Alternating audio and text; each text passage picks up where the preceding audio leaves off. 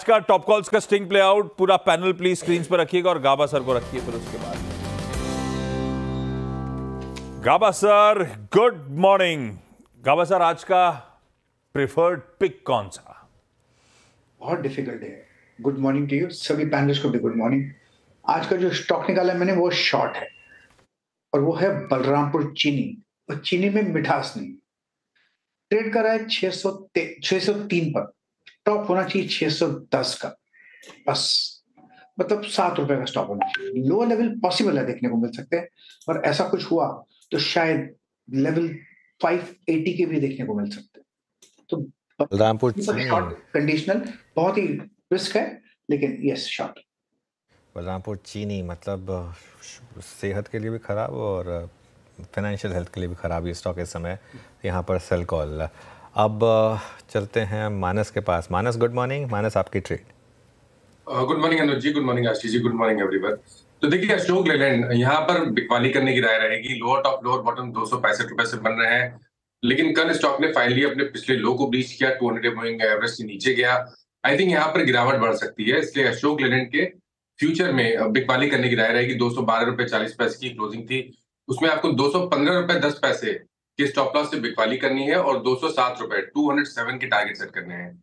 अगर चाहें तो 210 वाला पुट ऑप्शन जो 2 रुपए 65 पैसे पे क्लोज हुआ था वहां पर खरीदारी करिए।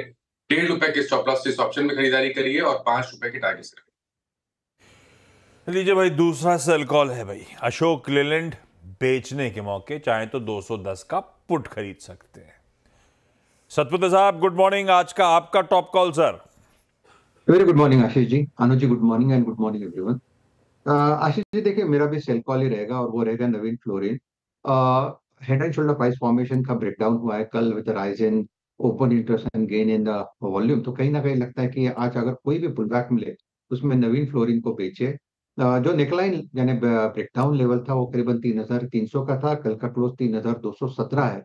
तो नेकलाइन टू दिस अगर आप डिस्टेंस देखें तो लगभग 80 पॉइंट का है। तो अगर आपको उछाल पे बेचे तो वो थोड़ा सा बेटर आप कह सकते हैं स्ट्रेटेजी होगी।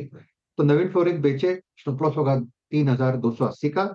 इसका जो टारगेट दिखता है मुझे वो रहेगा 3150 इनिशियली। अगर वो लेवल भी टूटता है तो फिर मुझे लगता है 3080 तक का एक शार्प फॉल आएगा। तो Navin Fluorine is a sell. Navin Fluorine is a sell. ये हो गई कॉल राजेश सतपुते जी की। आशीष चतुर्मोता के पास चलते हैं। आशीष जी गुड मॉर्निंग, आपकी ट्रेड। गुड मॉर्निंग अनुज, गुड मॉर्निंग आशीष। तो देखिए मेरे हिसाब से जिस तरह से बाजार ने 24,700 750 के एक इम्पोर्टेंट सपोर्ट लेवल्स को ब्रेक किया है और साथ ही साथ एक कहीं ना कहीं हमें एक ब्रॉडर सेलिंग देखने को नजर आ रही है। मुझे लगता है इस समय पे थोड़ा सा एक एक्यूमुलेशन फेज में रहना चाहिए रेदर देन कोई एक बहुत ही स्ट्रॉन्ग लेवल पर बाइंग के बजाय मुझे लगता है धीरे धीरे अपनी जो स्टॉक्स हैं उनके अंदर पोजीशन बनानी चाहिए। और उसमें भी मुझे लगता है कि प्राइवेट बैंक्स काफी वेल पोजीशन नजर आ रहे हैं, चाहे आप एचडीएफसी बैंक, आईसीआईसीआई बैंक या एक्सिस बैंक इनकी बात करें। तो हमने हमेशा कहा कि ये तीन स्टॉक ही हमारे जो हमारी पसंद के स्टॉक रहे हैं, इन्हीं के अंदर में हमने हमारी पोजीशनिंग पिछले काफी समय से की हुई है।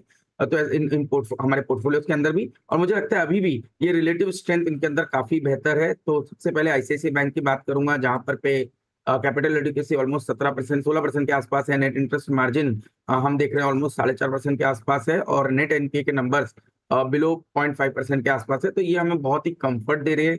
वैल्यूएशन की कंफर्ट भी प्राइवेट बैंक्स में आ रही है। 2.5 टाइम प्राइस टू बुक पे ये पूरा स्पेस ट्रेड कर रहा है। तो आईसीआईसीआई बैंक, एक्सिस बैंक और एचडीएफसी बैंक के तीन स्टॉक्स के अंदर पोजीशन बनानी चाहिए, पर इसको भी धीरे धीरे एक्यूमुलेट करना चाहिए। लॉन्ग टर्म सपोर्ट अगर से मैं आईसीआईसीआई की बात करूं तो मेरे हिसाब से 1200 रुपए पे अच्छा सपोर्ट बना हुआ है टेक्निकली, और ये सपोर्ट मेंटेन होता है तो मैं समझता हूँ इवेंचुअली स्टॉक 1450-1500 की ट्रेजेक्टरी पर जाता हुआ नजर आएगा। एज अ डिस्क्लोजर ये तीनों ही स्टॉक हमारे पोर्टफोलियो एपेक्स में बने हुए।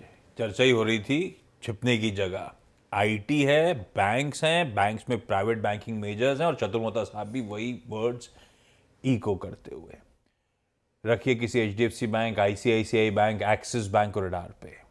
आज अगर बेट लेना हो पोजिशनली तो वो आईसीआईसीआई बैंक होगा।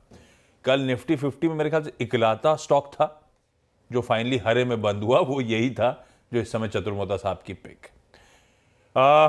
बहेती साहब गुड मॉर्निंग, आज का top call sir. Good morning Ashish ji, good morning Anuj ji, good morning everyone.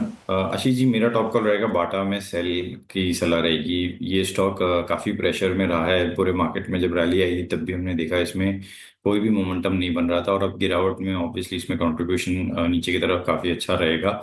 Stock ने 2-4 दिन पहले 200 डेमा अपना ब्रेकआउट देने की कोशिश की थी, बट वो भी फेल होता हुआ देखने मिला है।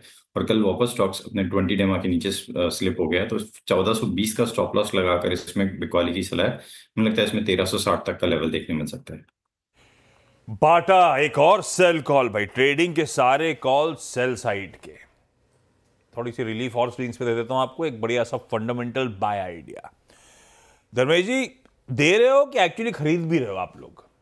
कुछ इस गिरावट में लंबी अवधि के लिहाज से पैसा झोंकना शुरू करवाया क्लाइंट से, नहीं करवाया, और कहां करा रहे हो? सबसे प्रेफर्ड आइडिया आज का कौन सा? या गुड मॉर्निंग आशीष जी, अनुज जी, सारे पैनलिस्ट और दर्शकों को।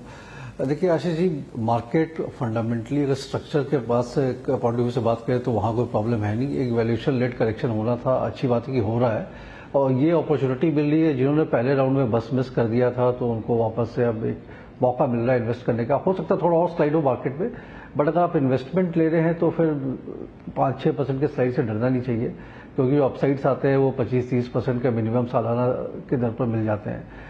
तो फोकस तो अभी भी मेरा डिफेंस क्षेत्र में ही है, बैंकिंग में सेलेक्टिव स्पेस में है, और थोड़ा बहुत इंफ्रा स्पेस में फोकस बन रहा है विथ मेटल।